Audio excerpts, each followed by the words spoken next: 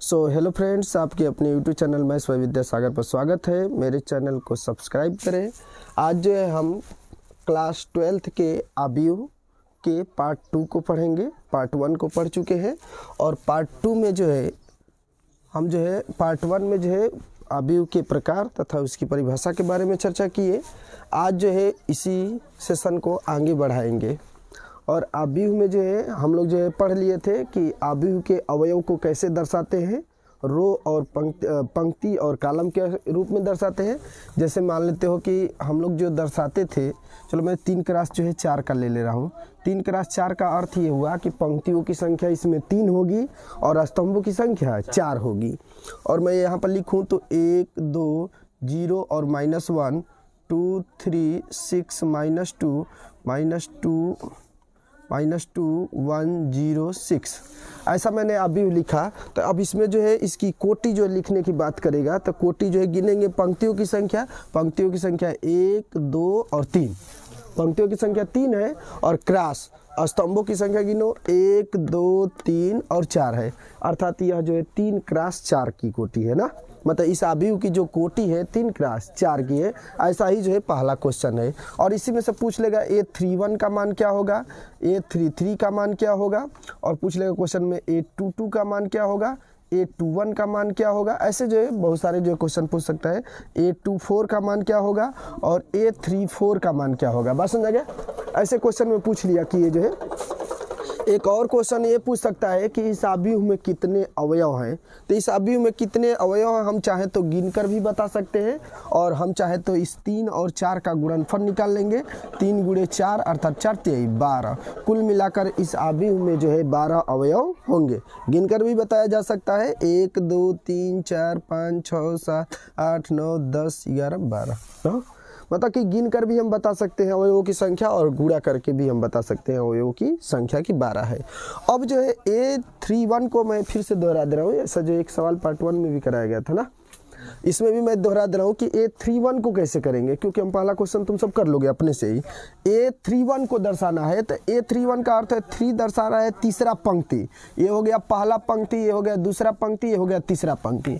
अर्थात तीसरा पंक्ति का ही कोई एक आंसर होगा। अर्थात -2 1 0 6 इसी में से कोई एक आंसर होगा, लेकिन यह डिफाइन कर देगा दूसरा वाला कि कौन वाला आंसर होगा। देखो तीसरा पंक्ति में तो भाई चारों है, चारों में से कोई एक आंसर होगा, लेकिन तीसरा पंक्ति के साथ साथ पहला स्तंभ भी होना चाहिए। ये बताओ तीसरा पंक्ति का पहला स्तंभ यही ना है। अर्थात जो आंसर आएगा वो क्या आएगा -2। बस समझ गए। यह तीसरा पंक्ति का तीसरा स्तंभ चाहिए। बताओ तीसरा पंक्ति है, ये पहला स्तंभ, दूसरा स्तंभ, तीसरा स्तंभ, अर्थात ये 0 वाला शामिल हो जाएगा। बस समझ गए। तीसरा पंक्ति का तीसरा स्तंभ में जो है जो अवयव होगा वो कौन सा होगा, 0। ये बताओ A22 का अर्थ ये हुआ दूसरा पंक्ति और दूसरा स्तंभ। तो दूसरा पंक्ति ये है और ये पहला स्तंभ और ये दूसरा स्तंभ, अर्थात ये 3 शामिल हो जाएगा। अर्थात A22 का मान कितना आएगा, 3। दूसरा पंक्ति का पहला स्तंभ, पंक्ति तो दूसरा होना चाहिए लेकिन स्तंभ कौन सा होना चाहिए, पहला।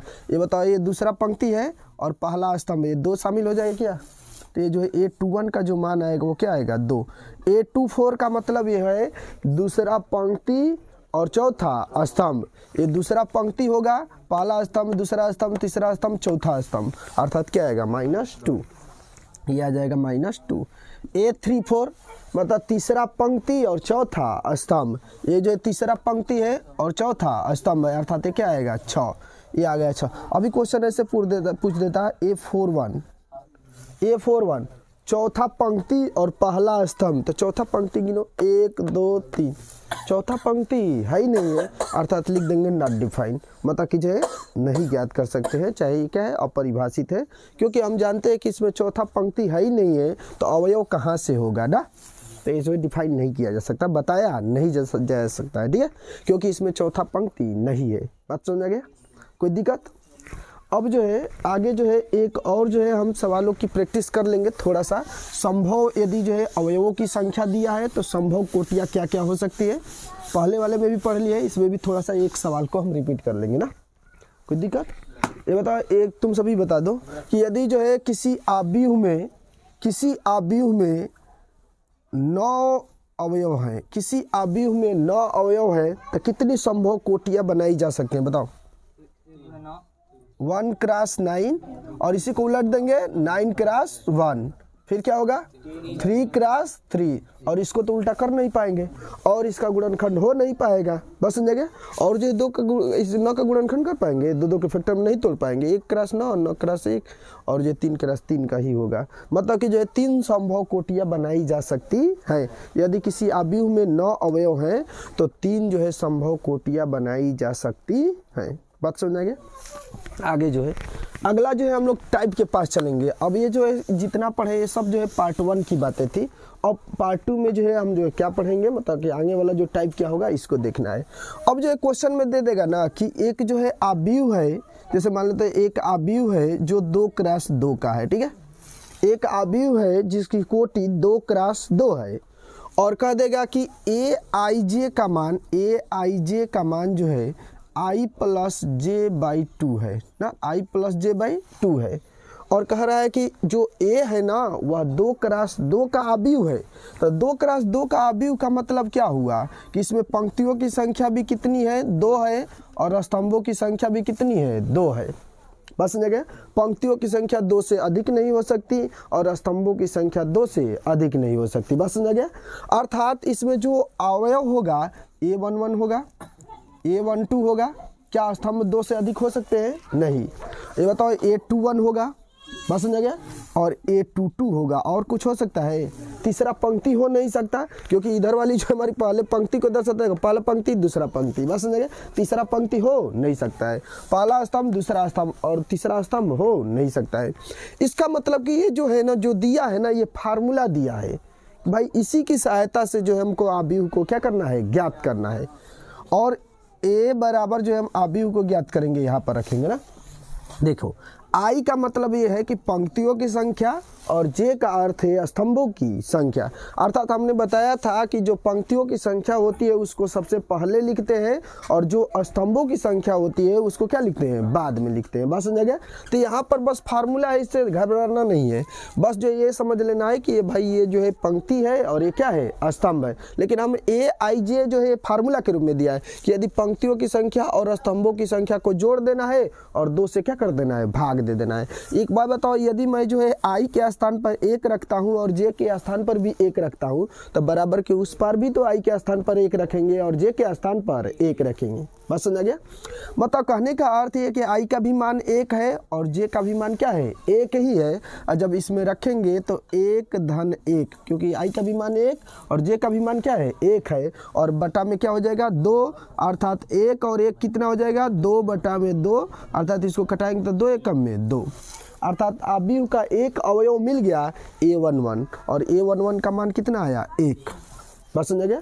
उसी तरीके से हम जो ज्ञात करेंगे a21 ज्ञात करेंगे। a21 का अर्थ ये हुआ कि दूसरी पंक्ति और पहला स्तंभ, या हम जो है ज्ञात करेंगे, यदि इसको ज्ञात करना चाहते हैं तो a12 कहेंगे, a12 मतलब पहला पंक्ति का दूसरा स्तंभ वाला जो है ज्ञात करेंगे। i का मान कितना है, 1, j का मान कितना है, 2। हर जगह फार्मूला लिखने की कोई आवश्यकता नहीं है भाई, i और j को जोड़ देना है और 2 से भाग कर देना है। ऐसे सिंपल प्रोसेस में समझो तो 1 धन 2 अब बटा में 2, अर्थात ये कितना आ जाएगा, 3 बटा 2, अर्थात ये जो है a12 का मान आ जाएगा 3/2। बस समझ आ गया। अब जो है अब तो कोई है नहीं पंक्ति में, तो अब जो है हम ज्ञात करेंगे a21 मतलब कि i का मान क्या हो गया, 2 और j का मान क्या हो गया, 1, अर्थात i का मान रखेंगे 2 और j का मान रखेंगे 1 अब बटा में 2, अर्थात इसका भी मान आएगा 3 बटा में 2। ये भी हो गया हमारा 3 बटा में 2। अगला जो है ज्ञात करेंगे a22 का अर्थ ये हुआ कि i का मान जो है 2 है और j का भी मान क्या है, 2 है, अर्थात जो हो जाएगा 2 + 2 बटा में 2, अर्थात ये हो जाएगा 4 बटा में 2, 2 दूनी के 4, अर्थात a22 का मान आ जाएगा 4। अर्थात इस प्रकार से जो है 2 है तो हम जो है 2 रखेंगे। अर्थात इस प्रकार जो है हम अवयवों को क्या करेंगे, ज्ञात करेंगे। यदि जो क्वेश्चन में 2 × 2 दिया है तब यदि जो क्वेश्चन में इस तरीके से दे दिया होता, यही सवाल को मैं यदि बदल दूं, यदि क्वेश्चन में कह दिया होता 3 क्रॉस 3, तो सबसे पहले समझो कि हम अवयव कौन कौन से बनेंगे भाई। ये 3 क्रॉस 3 का अर्थ ये हुआ कि जो पंक्तियों की संख्या भी 3 होनी चाहिए और स्तंभों की संख्या भी 3 होनी चाहिए, अर्थात A11 हो सकता है, A12 हो सकता है, देखा दूसरा वाला 3 तक बढ़कर जाएगा, समझ आ गया। A13 हो सकता है, बस अब इससे अधिक नहीं होगा। अब नीचे से भी बढ़ाएंगे, A21 हो सकता है, A22 हो सकता है, A23 हो सकता है, बस समझ गया। जो पहला वाला होगा हम इस तरीके से बढ़ा लेंगे, जो दूसरा वाला होगा उसको इस साइड से बढ़ा लेंगे। अब ये जो बनेगा A31 बनेगा, A32 बनेगा और A33 बनेगा, और यही जो है मान जो है इस फार्मूले में रख देना है और क्या कर देना है, हल कर देना है। सिर्फ कैलकुलेटिव है और कुछ नहीं है ना, बड़ा दिखने में है लेकिन है जो है क्या, बहुत आसान। बात समझ में है। तो इन सवालों को जो हम ऐसे करेंगे, मिटका कर एक और बताएं इसी पर, नोट करोगे तो नोट कर लो, नोट कर लो।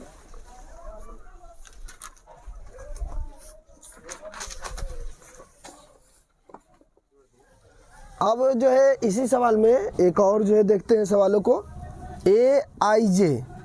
AIJ यदि फार्मूला में दे दिया है I माइनस 2J का होल स्क्वायर और बाई 2। फार्मूला तो कितना भी कठिन दे सकता है, लेकिन कठिन है नहीं, बहुत सिंपल है ना। फार्मूला से डरना नहीं है। I के स्थान पर I का मान रखेंगे और J के स्थान पर J का। अभी जो 2 क्रॉस 2 में ही हम कठिन फार्मूले को लिए, उसके बाद से 3 क्रॉस 3 को ही हल करेंगे, ठीक है। और 3 क्रॉस 3 में एक ही सवाल को बस हल करेंगे, अधिक नहीं, क्योंकि टाइम नहीं बच पाएगा।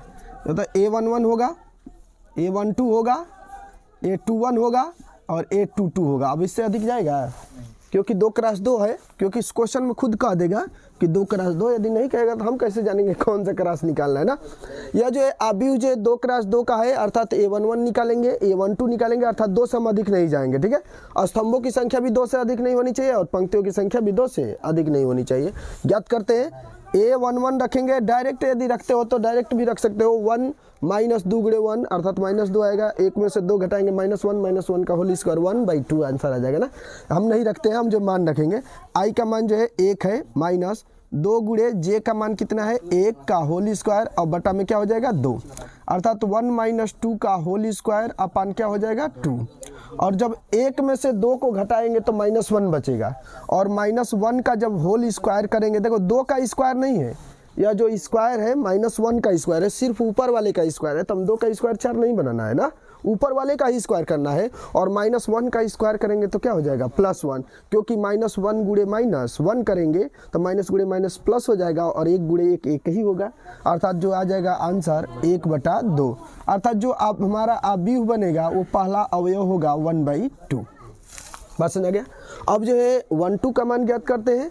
A12 अर्थात I का मान कितना है 1 माइनस 2 गुणे J का मान कितना है, J का मान यहीं पर रखेंगे, 2 गुणे J का मान भी कितना है 2 का होल स्क्वायर अब पूरे के बटा में 2, अर्थात ये बन जाएगा 1 माइनस 2 दूनी के 4 और पूरे के बटा में 2 और ऊपर वाले का होल स्क्वायर। 1 में से यदि 4 को घटाएंगे तो -3 का होल स्क्वायर और बटा में 2, और -3 का स्क्वायर करेंगे तो -3 गुणे -3, पहला नंबर तो प्लस आएगा, और 3 का 3 में गुणा करेंगे तो 3 तिहाई 9, ये आ जाएगा 9/2। तो ये जो अवयव होगा वो 9/2 होगा। और समझिए अगला A21, क्योंकि A21 अर्थात ये इस बात को दर्शा रहा है कि दूसरा पंक्ति स्टार्ट कर दी है और पहला स्तंभ। A21 का मान, I का मान कितना है 2 है, क्योंकि I का मान पहले रखेंगे, J का मान बाद में। तो I का मान 2 है, तो यहाँ पर 2 माइनस 2 इंटू J का मान कितना है 1 है, और इसका होल स्क्वायर अब बटा में 2, अर्थात देखो ये बन जाएगा 2 माइनस 2 एकम में 2 का होल स्क्वायर अब बटा में 2, अर्थात 0/2, अर्थात आंसर क्या आएगा 0। क्योंकि 0 में किसी भी संख्या से भाग देते हैं तो क्या प्राप्त होता है 0, और 0 से किसी भी संख्या में भाग देते हैं तो क्या प्राप्त होता है अनंत या अपरिभाषित। तो ये आ गया हमारा 0। बात समझ गया। अब जो है ज्ञात करेंगे A22 I का भी मान 2 और J का भी मान 2। यहाँ से देखो I का मान जो है क्या रखेंगे 2 माइनस 2 गुणे जे का भी मान क्या रखेंगे 2 और उसका जो है होल स्क्वायर अब बटा में 2। बात समझ आ गया। तो यहाँ पर जो रखेंगे तो 2 माइनस 2 दूनी के 4 और इसका जो होल स्क्वायर हो जाएगा बटा में 2, अर्थात यदि 2 में से 4 को घटाएंगे तो -2 बटा में 2 होगा और ऊपर वाले का होल स्क्वायर ना, -2 का स्क्वायर करेंगे तो -2 गुणे -2 अर्थात क्या होगा +4। तो यह आ जाएगा हमारा 4 बटा में 2 अर्थात 2 दूनी के 4, आ गया हमारा क्या 2। पसंद आ गया। इस प्रकार जो है हमारा जो है यह अवयव बनेगा। ठीक है।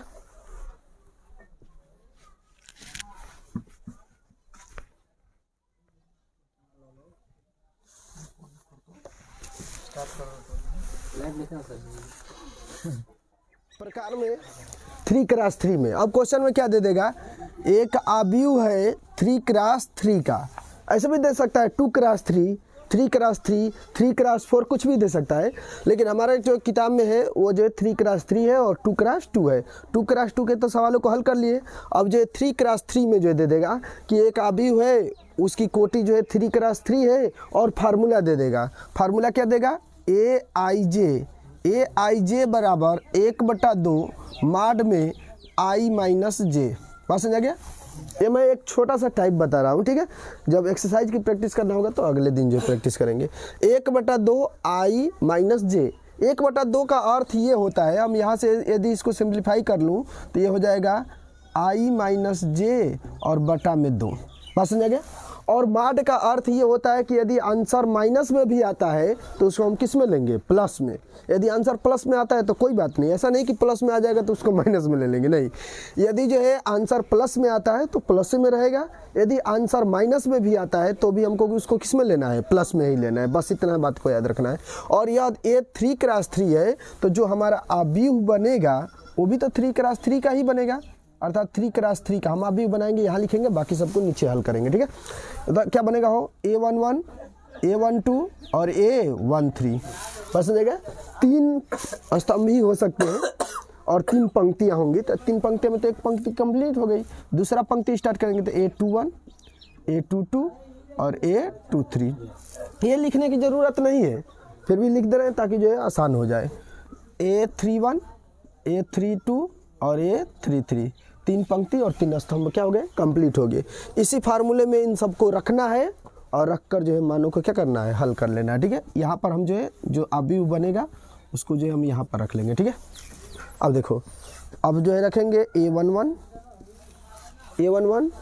I का भी मान 1 और घटाना है J का भी मान 1 है, अर्थात जो बनेगा वो हो जाएगा 1 - 1 अब बाई 2। अब बताओ 0 का मान निकालेंगे 0 ही ना होगा, और 0 में भाग देंगे तो क्या आएगा, 0 आएगा, अर्थात जो पहला आर बन गया वो क्या बन गया, 0। डायरेक्ट हल कर सकते हो, A12 होगा, बस तो घटाना तो है, सिर्फ अंतर।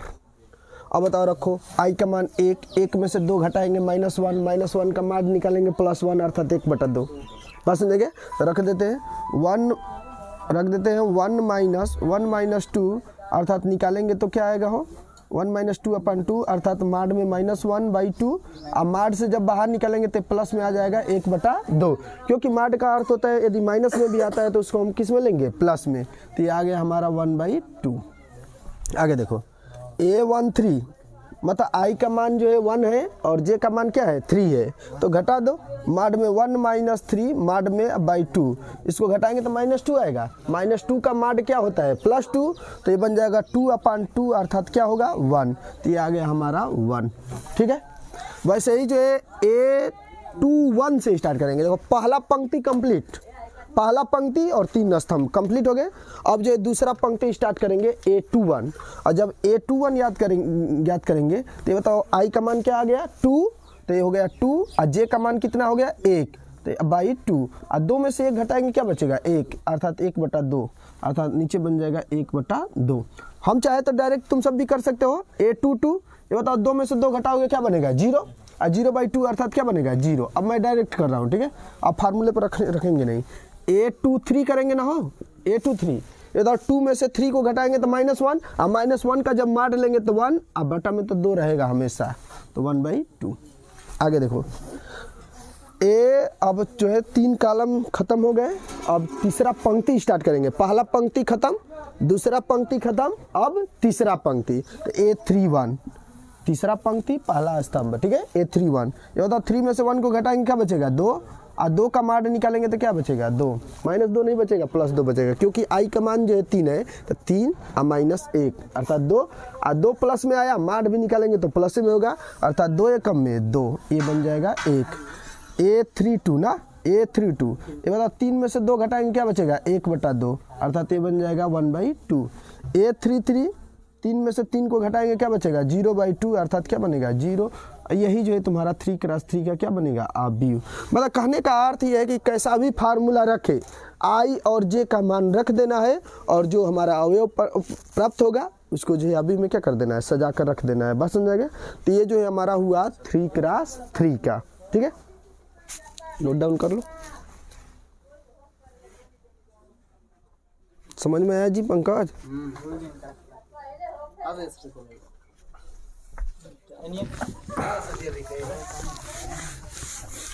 अब जो है, अब अगला जो है हम लोग पढ़ेंगे टाइप इसी में का।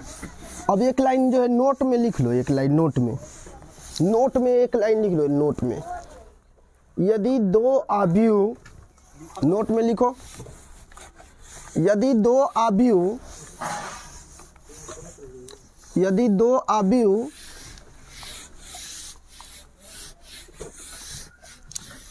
नोट में लिखो, यदि 2 अवयव बराबर हैं, यदि 2 अवयव बराबर है,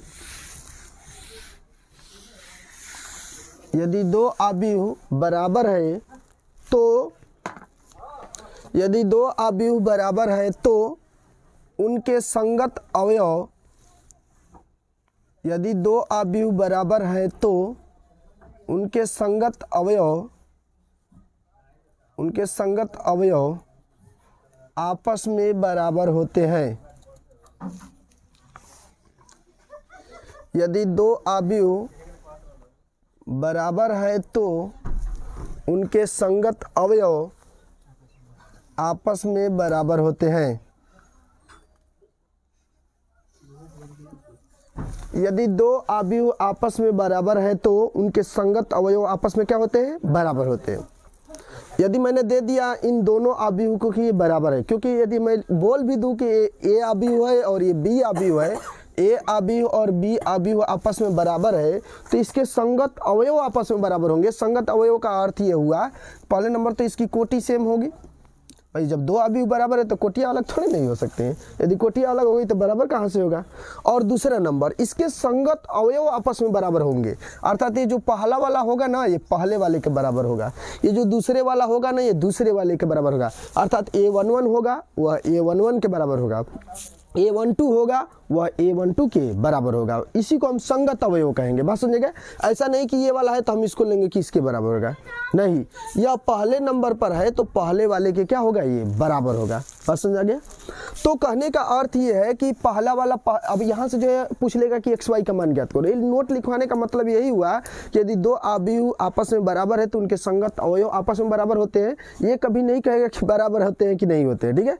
लेकिन ये क्वेश्चन में कह देगा कि ये दोनों अवयव आपस में बराबर है तो XYZ का मान ज्ञात करो।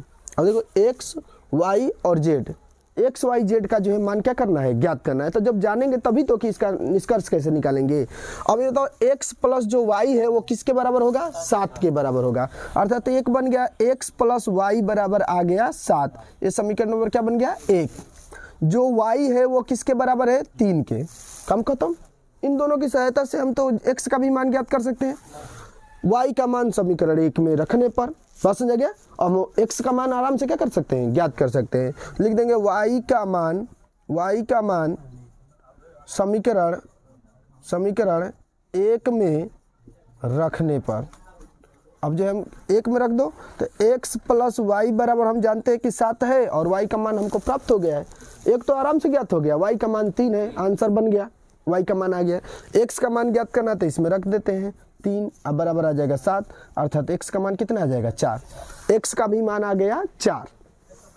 जब X का मान आ गया 4 तो Z का मान यहाँ से ज्ञात कर लो। Z बराबर क्या आ गया 5। यहाँ से भी Z का मान ज्ञात करते हैं तो Z का मान 5 आएगा।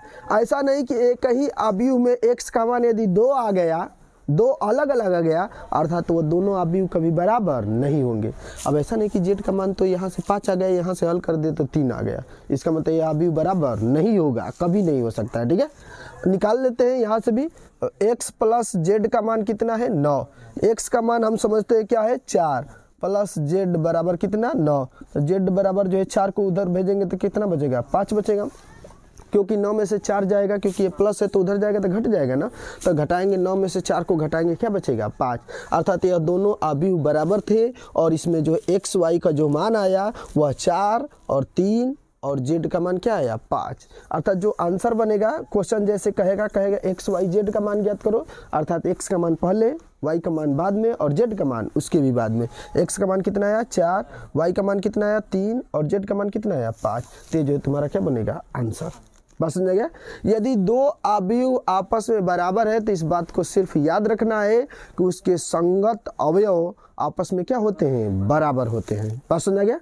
एक और सवालों की मैं प्रैक्टिस कराता हूँ इस पर, ठीक है, और एक और सवाल की प्रैक्टिस कराने के बाद से अब ये जो है तुम्हारा थ्योरी का क्लासेस क्या हो जाएगा समाप्त। अब जो है एक्सरसाइज के सवालों को क्या किया जाएगा हल किया जाएगा। बात समझ रही। तो इसको मिटका दूँ, लिखोगे, लिखना है तो लिख लो, लिखने का मूड है तो लिख लो।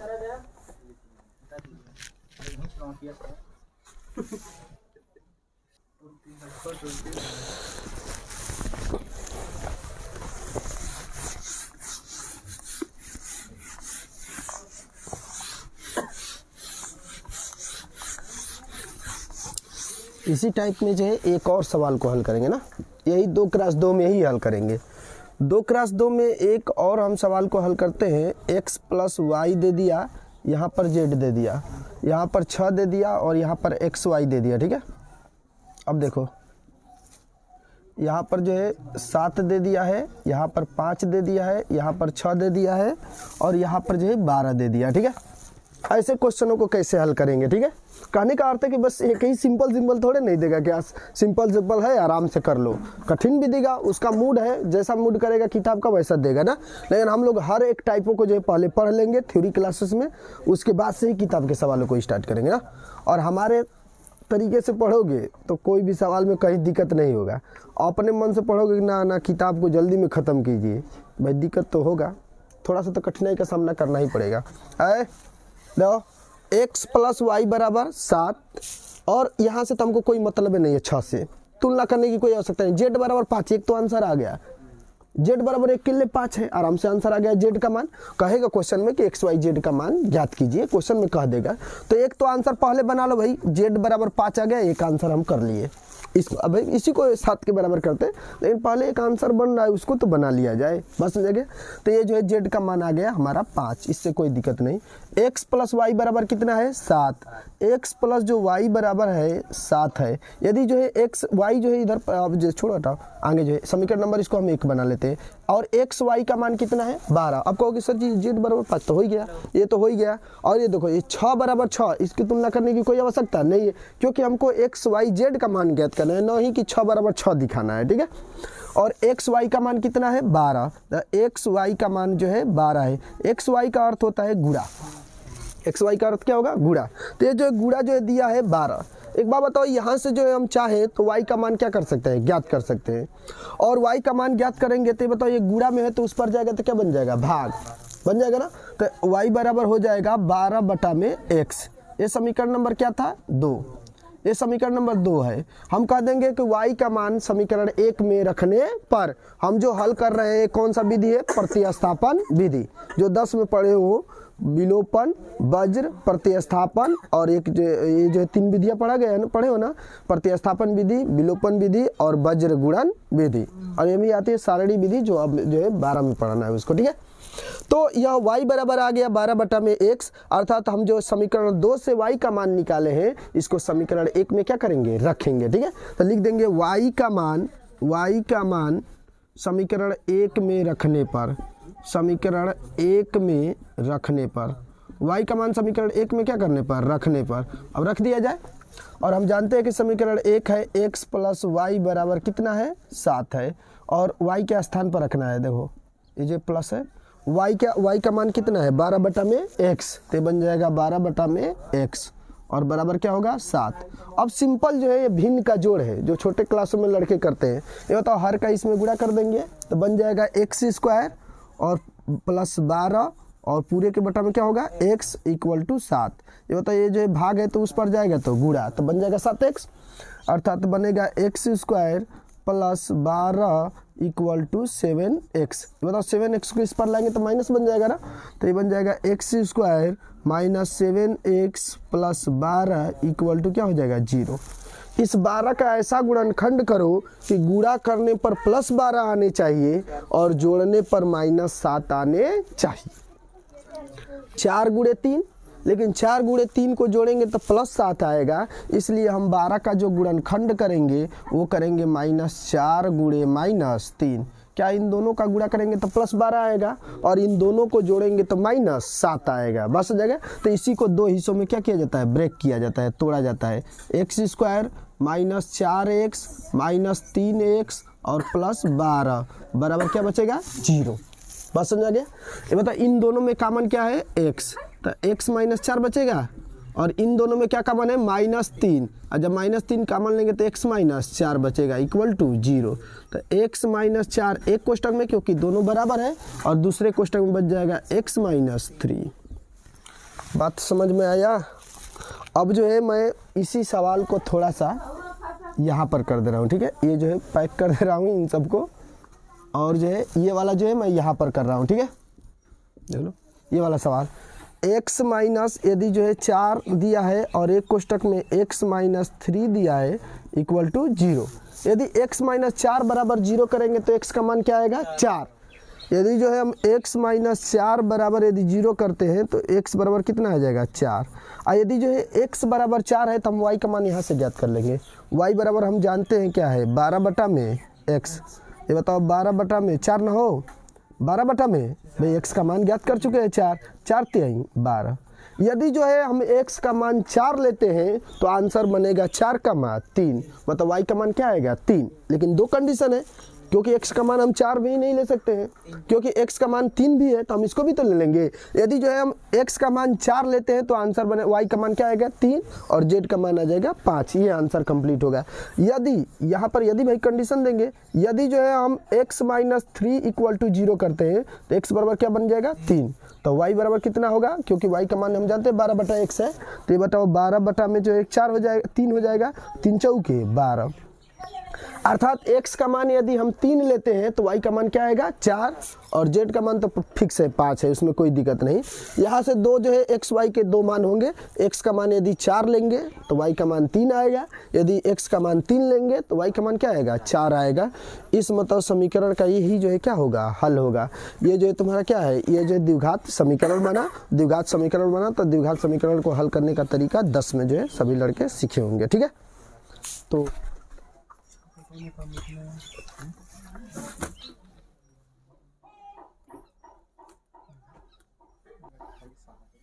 इसी टाइप में एक और सवाल की प्रैक्टिस कर लेते हैं हम लोग।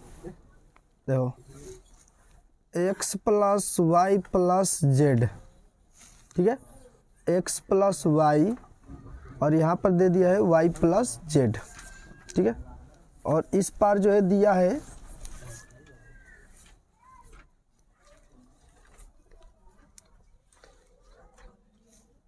12, यहाँ दिया है 7 और यहाँ पर दिया है 9, ऐसे जो दे दिया, ठीक है। तो क्वेश्चन में x plus y plus z equal to दिया है 12, x plus y equal to 7 हो जाएगा, y plus z equal to 9 हो जाएगा। अच्छा इस अवयव की कोटि क्या होगी, इस अवयव की कोटि, इस अवयव की कोटि क्या होगी 3 क्रॉस 1, 3 क्रॉस 1, और इस अवयव की भी कोटि क्या होगी 3 क्रॉस 1। यदि दो अवयव बराबर है तो हमने बताया, अभी जो है नोट में ही हमने लिखवाया कि यदि जो है दो अवयव आपस में क्या है बराबर है तो उनके संगत अवयव आपस में क्या होते हैं बराबर होते हैं ना। यदि जो है दो अवयव क्या है आपस में क्या है बराबर है तो उनके संगत अवयव क्या होते हैं आपस में बराबर होते हैं। अर्थात x plus y plus z जो है किसके बराबर होगा 12 के, बस हो जाएगा। तो ये बन जाएगा x plus y plus z equal to हो जाएगा हमारा 12, ये समीकरण नंबर बन गया 1। हम कहीं से भी ज्ञात नहीं कर पा रहे हैं। ये बताओ x प्लस वाई बराबर कितना हो जाएगा 7। x प्लस वाई बराबर यदि हम कह दूँ 7, ये समीकरण नंबर क्या बन गया 2। इन दोनों की सहायता से तो 1 ज्ञात हो जा रहा है। बताओ इसको घटा देंगे तो z का मान मिल जाएगा ना। तब पहले काम कर लो, घटा लो, बस समझ जाएगा। थोड़ा सा तो कुछ ज्ञात हो जाएगा घटाने पर, है जी। जब घटाने पर तो माइनस ए भी माइनस और ए भी माइनस, वाई से वाई क्या हो जाएगा कैंसिल आउट, अर्थात जेड बराबर कितना आ गया 5। एक तो आंसर प्राप्त हो गया, जेड का मान कितना आ गया 5। जब जेड का मान 5 आ गया तब हम जो है अलग से फिर से और हल करेंगे।